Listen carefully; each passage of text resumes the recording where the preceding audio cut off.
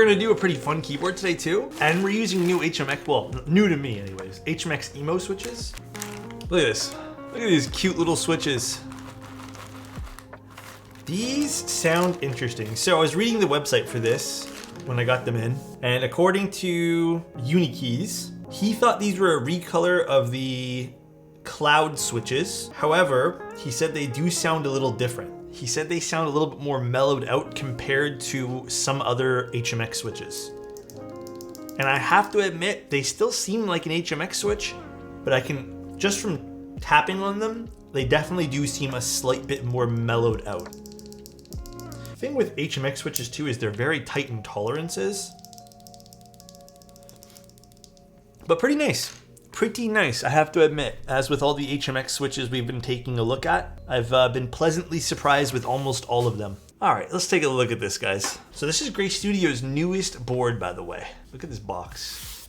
Always with the cool boxes. I think you guys will really like the layout here. Also, in terms of information for this, by the way, guys, I am very apologetic. I was even talking to Oak before stream because Oak mods the Discord there. We don't have a lot of info on specifics for this keyboard. I have the IC that I can base myself off of, but I have not really received much else from Potter, unfortunately. I know that this perhaps might be in the 350 to 450 range, probably the higher side of things, probably the 400 range. I have no idea when this is gonna run, and I don't know if this is gonna be a group buy or in stock. We think it's gonna lean to in stock. We're not sure though. So we'll kind of base it off of what we see in the box here today. This is an FR4 plate. This is gonna be a fun layout, as you guys can already tell. Very fun layout. Lots of foams here. Yes, it's an FRL 1800. I am very happy that we get to do something like this. I love building these type of boards. Actually, let's open up the PCB. Oh, this is a very nice PCB. I think this is 1.6. Actually, maybe this is 1.2.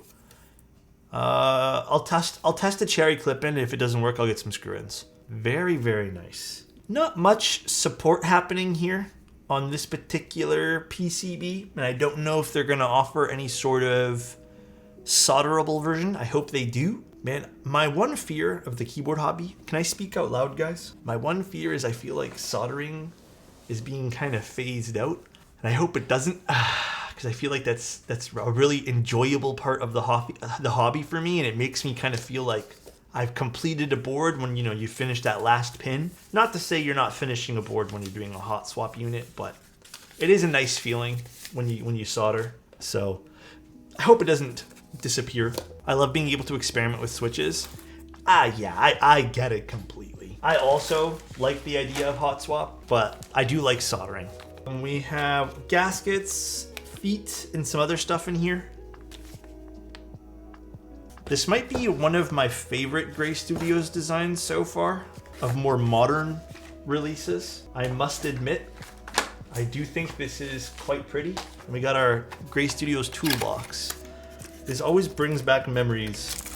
Graystudio's products. I think, if memory serves, Graystudio's is like one of the first people to put in screwdrivers to their board. I remember opening up, what was it? Was it a Think? Years and years and years ago, and being like blown away that they came with this screwdriver. Magnetizer.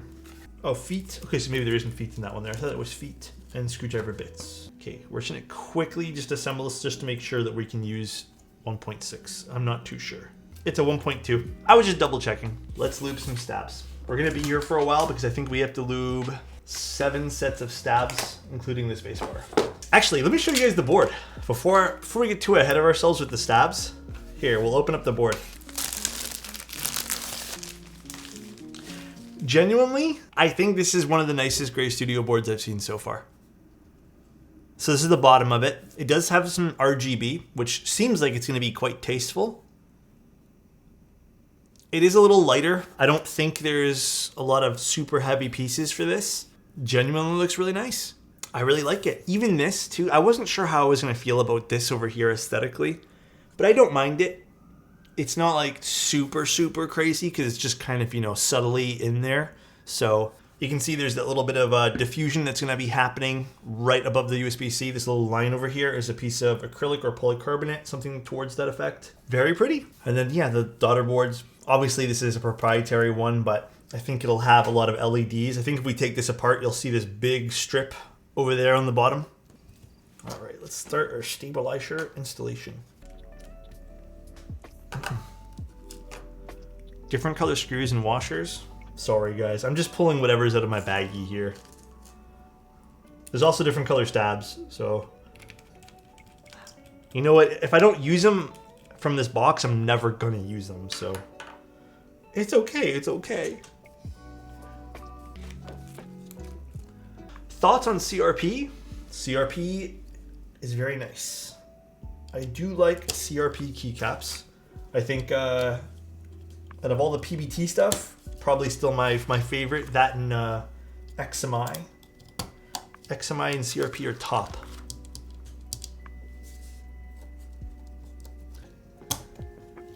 Now, let's take a look at this keyboard. So if you guys are just tuning in, this is what we're building today. Nice FRL 1800. I'm very excited. Side profile of this keyboard, we have a little bit of a RGB happening, which should be pretty fun. And then the bottom of this keyboard's really fun.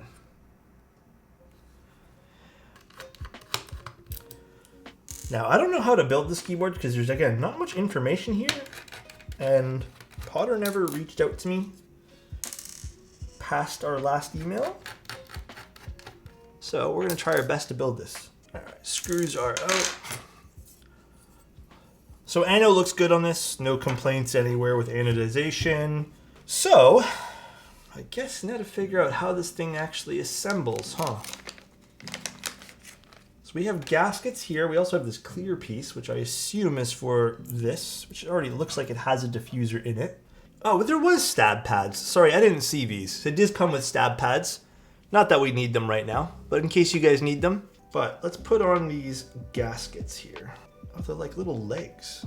And I guess these sit, oh, interesting. So this is how the gaskets look. And then they sit in these little holes over here and kind of stand on like a little table. Very cool. So I guess we'll start by putting all of them on. Although I do wish these kind of snapped more into place because it does look a little delicate, unfortunately. They should have added a little tooth or something, some sort of little clip on the end of this to kind of clip into place and lock into place here, because they do look rather delicate to put on. Oh, you put the gaskets in the case first, Oak? Is that what you found is easier? Do you just kind of lay them in there? Yeah, it looks like these also act as a force brake, which is interesting too. We'll do half and half. Let's do half and half. Oh yeah, no, these are just falling right off. Okay. Oak is definitely right then. Actually, I do want to put this bottom piece back on, because if this ends up being too flexy, I don't want to short it. And this shouldn't affect sound at all. Shouldn't, keyword. So.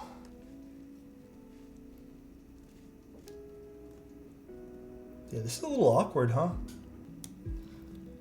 Oh, I see how to do this. Oh, I see. That's actually not bad. You kind of just lay it on top and then you kind of just adjust it from there. That's actually not too bad at all. Very, very interesting gasket system. Yeah, this looks like it's going to be pretty bouncy indeed. So do these just lay on the sides, Oak? Like that, I assume? And this should go here to help block the light. So these are all extra pieces. So let's put these back in the bag then. There's already an LED diffuser on the top portion over here. All right, let's see. This just slots in like that. Okay.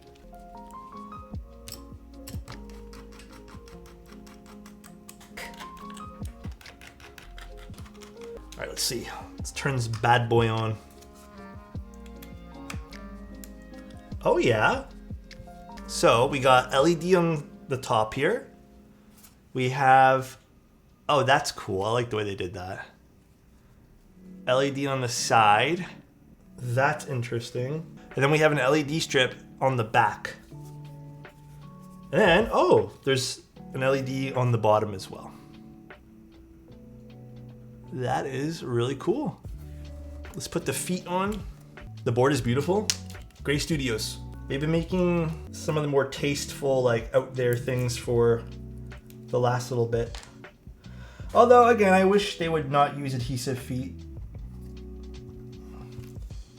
I wish a lot of people would adopt to the push-in feet that everyone's been doing these days. I like push-in feet better. So interesting little reason what happened there was the stabs weren't completely locked into place and they ended up rattling a little bit against the plate because the plate's a little looser. So if you guys are ever wondering, hey, why is my stabs rattling? That is a very real thing that could happen. Very real. You could just have it basically smack against the side of the plate.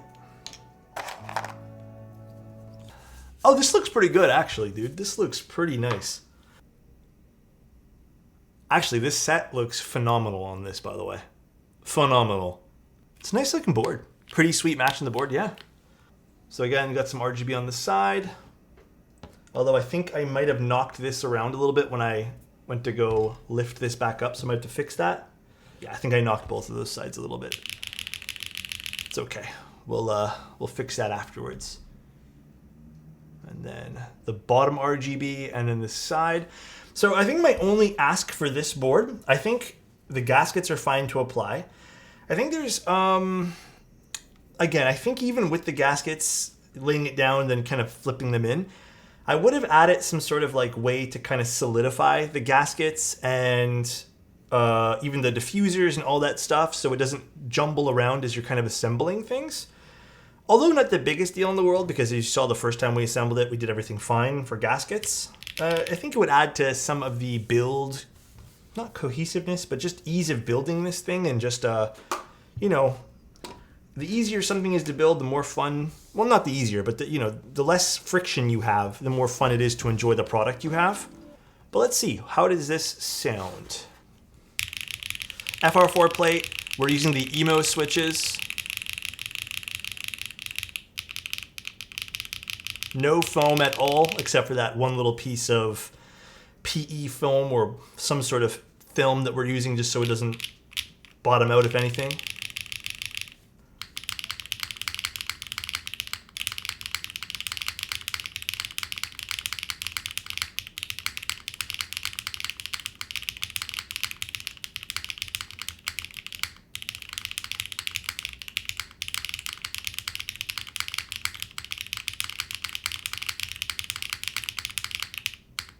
I am very impressed.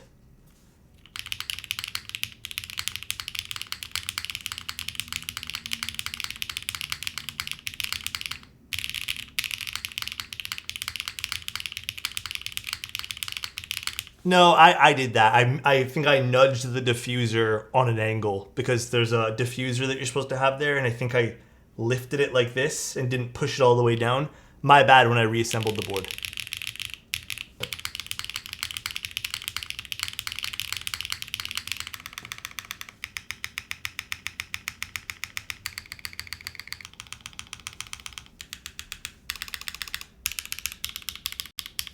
The arrow keys are okay.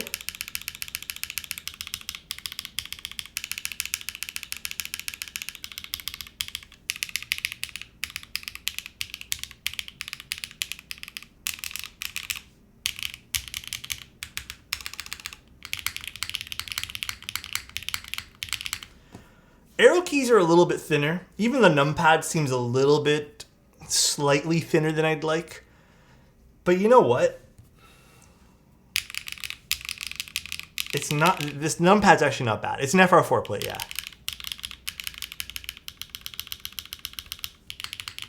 I am very impressed with the alphas of this board. And the spacebar. Perhaps some modifications to the internal structure to make the arrow keys a little bit more, or maybe even just different switches, honestly. Perhaps you need something just deeper. but everything else sounds, okay, well that's just a delete button, I guess. Everything else sounds delicious.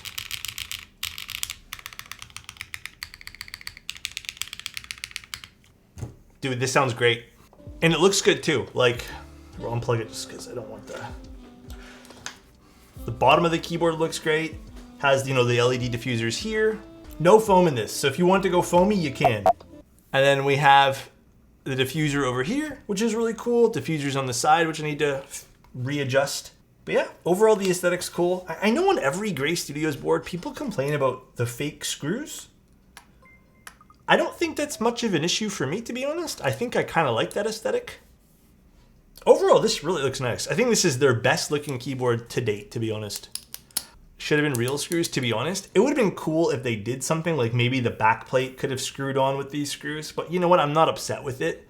But overall, the aesthetic of this is really pretty. It is probably, again, by far the best Graystudios board visually, to at least my preferences, to date. I really like it. Now, Oak and I did a little bit investigation, and we're not too sure what the price point's going to be at. We're thinking like 400 to 450 at the top end of things. I don't know though. I have no idea because it might be in stock. It could even be 350. It could be 300. We just don't know. We're just kind of playing the worst case scenario, I guess. I want to say this though. I think this is the least cyber designy one that Graystudios has put out. I don't know if you guys agree with me here. You know, you got that box on wedge with the LED happening over here, and you got that black accent on this particular model kind of peeking through. And then you have the back over here, which doesn't really scream cyber to me.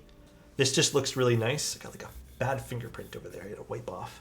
The bottom, I wouldn't even consider this like too heavy into that design, I guess, of the cyber style. Although you can see there's a lot of fingerprints in the black unit over here. A little unfortunate. I don't see this being super cybery. In terms of a front height too, I don't have info on that, but it looks to be no higher than about 20. Just based off what's comfortable to type on. My wrists are floating a little bit here, but it's not like to the point where it's hurting my wrists at all. Here, let's get out. I have a little measuring tape. We'll give it a quick little measure. It looks to be about 19 point, I would say like 19.8. 20 is the top end for me. 19.6? Is it 19.6? Oh, you already have the front height. Okay. Hey, that's not bad. I was close. Using a busted measuring tape. So this is on the precipice of being end of the scale for me. Still very nice. All right, well, this is a pretty solid release from Graystudio. Did we all feel the same way? How do we all feel? Internals wise, again, just to make sure everyone's very clear, I do wish they just made this a little bit more user-friendly with how everything kind of clamps together on the inside. Other than that, very simple, very straightforward build for the most part, other than those little side pieces.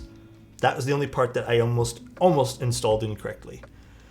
And that's it. I don't think there's anything else I would change about this. Sound profile wise, I don't love the arrows on this. If you're a big arrow fan, I know some people love when arrow keys sound deep and just poppy. Layout wise, you might not like this as well. You might not like this kind of numpad. Well, that was fun. Graystudios again. I would like to know the final price of this though. So once I get more notification about that, I'll let you guys know. Fun little release from Graystudios. Very happy that they released this. I think this is like I said, the prettiest board that they have put out so far. I really like this. Actually, second to the original Think. I really like the original Think personally. Thanks for being here, guys. I genuinely mean it. Thank you guys so much. Thanks for the constant support you guys give this channel. Take care, everyone. Good times here today, and see you later, guys. Bye-bye.